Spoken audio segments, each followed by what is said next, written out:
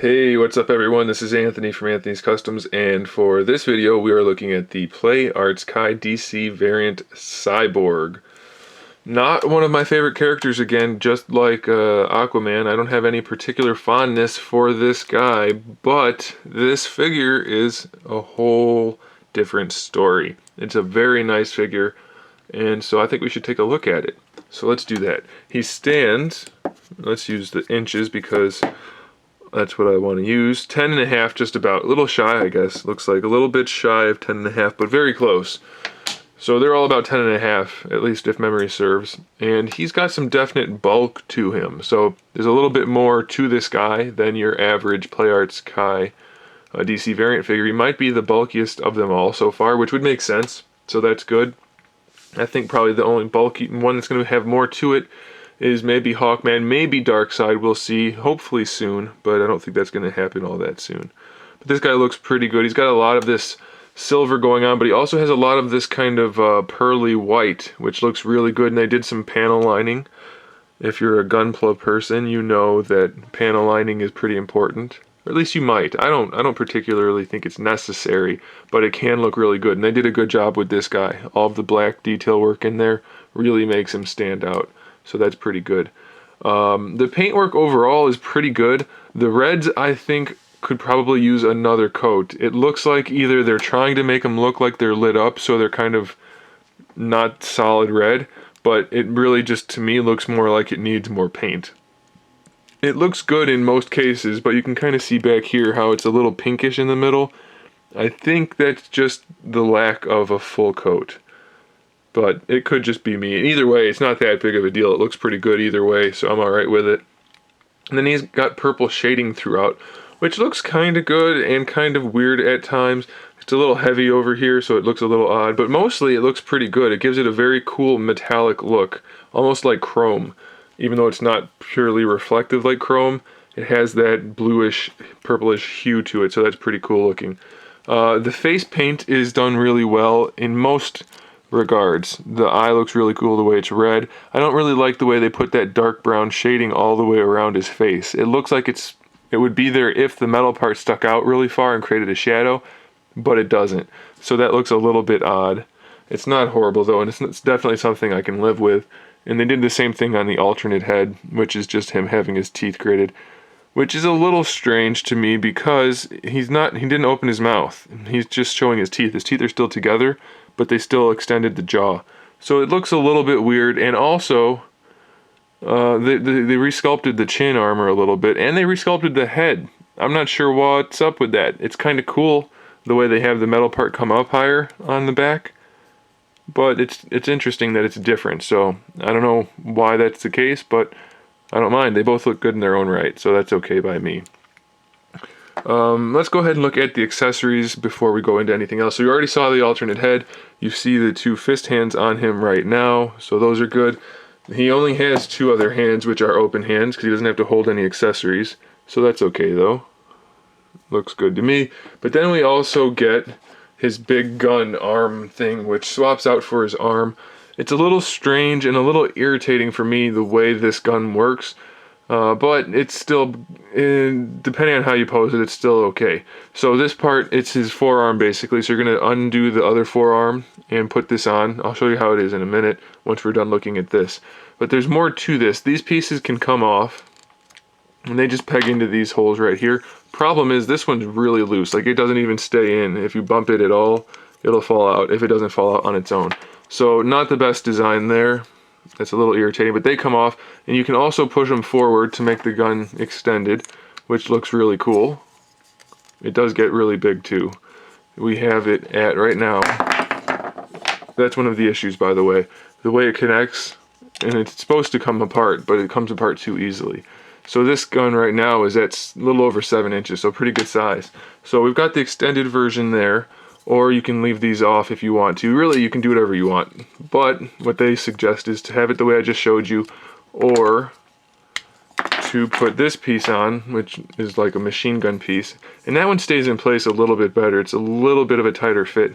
So that looks cool like that, but they tell you to leave these on back here also.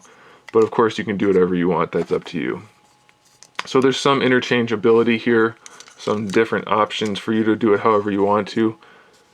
I suppose that's okay. I think I like them forward all the way, but I think I like most just leaving these extra pieces off because it gets a little cumbersome. So let's go ahead and pop it on his arm and you'll see what I mean.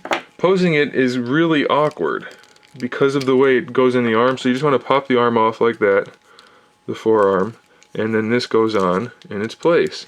So the way it sticks off of his arm like that, you can't put his arm straight out because it sticks down no matter what you do. Even if you level this, it's going to be lower than the arm and it just looks weird.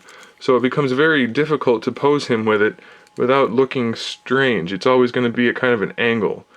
So it's just a little frustrating to me. But if you just want to put him in a cool pose and have the gun off to the side, then it looks alright. But it's still somewhat awkward. I think it definitely should have had more of a Samus type effect where it's actually coming down for the arm rather than off of the arm at an angle. It's a little frustrating. And we can go ahead and put these on, or I can just throw it across the table. Either way, and that way you can see what it looks like. So that one's going to go in there. It doesn't stay in, so be really careful. I had to pick the one up that I dropped. There we go. And that's going to peg in right there. So, I mean, it definitely looks cool that he's got this gigantic gun, but it doesn't stay together very well, so that's going to take some sticky tack or something. And it's just kind of awkward the way it sticks off at an angle. Sometimes it looks cool, sometimes it's not so cool. So there goes that piece again. I'm going to leave it off because it just keeps falling. So you can see how it can be cool, but also can be a problem. So it's really up to you. It's a personal thing. For me, I would prefer it be in line with the arm and not kind of offset, but it's not a huge deal. Even his elbows look like that, but that's okay because the arm still goes straight, but whatever. Okay. So then there's one last thing. If you'll notice, he comes with these two tabs exposed, and that's because he comes with his little thruster packs in the package. Now they don't snap on or anything, and this is the kind of tab that would normally just have something glued to it. I guess they didn't want it like that in the package. So you could probably just glue it yourself if you wanted to, and then you would have him set. I personally am not going to glue it because I'd like to be able to get him back in the package. So I'm going to just leave them removable. I don't necessarily care for those thrusters personally. I think they don't add much. They look okay from the front, but they just look kind of awkward, like they're just tacked on. Maybe if they were pointed down or just not so, I don't know, they're a little clunky looking to me. So I don't know. I'm not a huge fan of those. I think it has a better look to him when he doesn't have those. Just kind of a bigger backpack would have been nice. These would look like an afterthought almost. But they're not horrible. It's just my personal preference. I don't personally care for that design. It just doesn't look right to me. You guys can let me know what you think in the comment section. I enjoy hearing what you guys have to say about these things.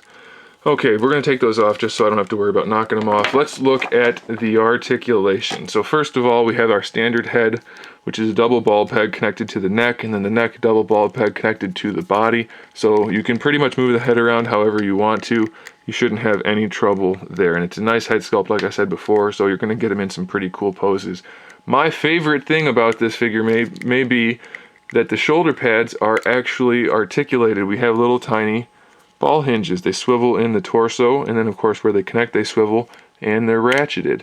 So that way you can move these around without them getting in the way, and you can actually put them where you want for your pose. So that's going to be really useful. Be careful though, because as you saw, it's a tiny little ball peg, so it can break.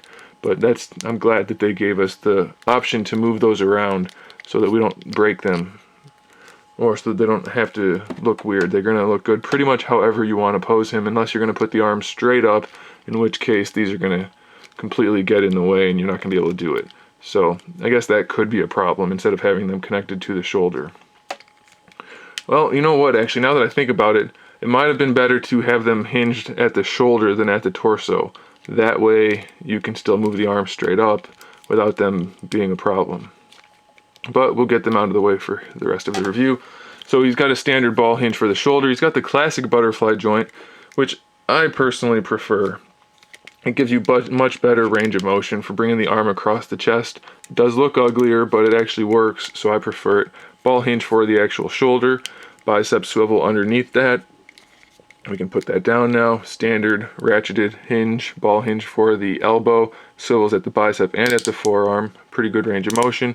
Same type of joint for the wrist, so really anything you want to do you can.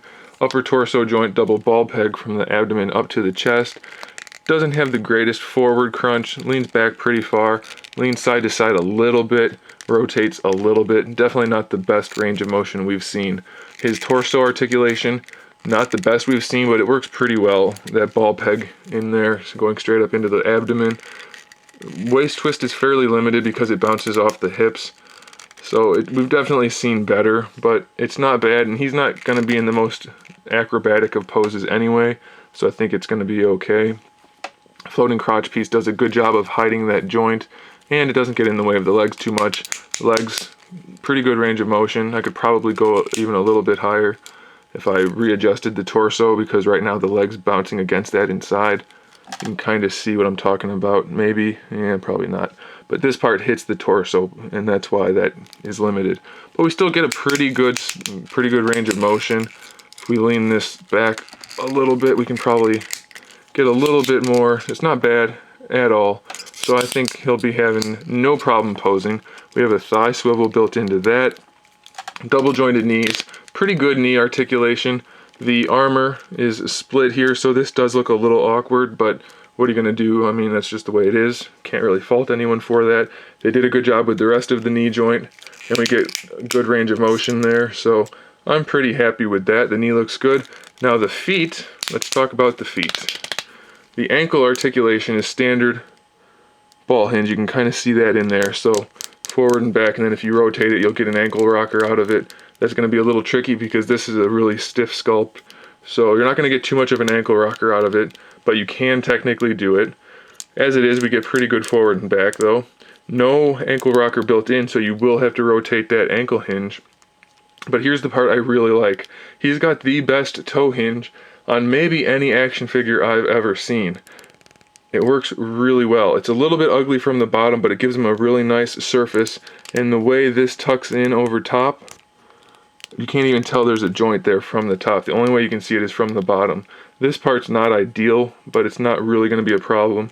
So you can pose him with his toe bent pretty much no problem at all. Especially on a bulky figure like this, I think they did a good job executing that. So that pretty much covers this guy. I think he's definitely worth picking up, especially if you're a Cyborg fan, or if you're just trying to complete your DC variant collection. This guy is one you're going to want to have, because he's not bad by any means. A few little issues here and there, but nothing that I would say make me want to tell you to not buy it. I think it's a pretty darn good figure. So I'll post some photos here at the end of the video so you guys can see him in action.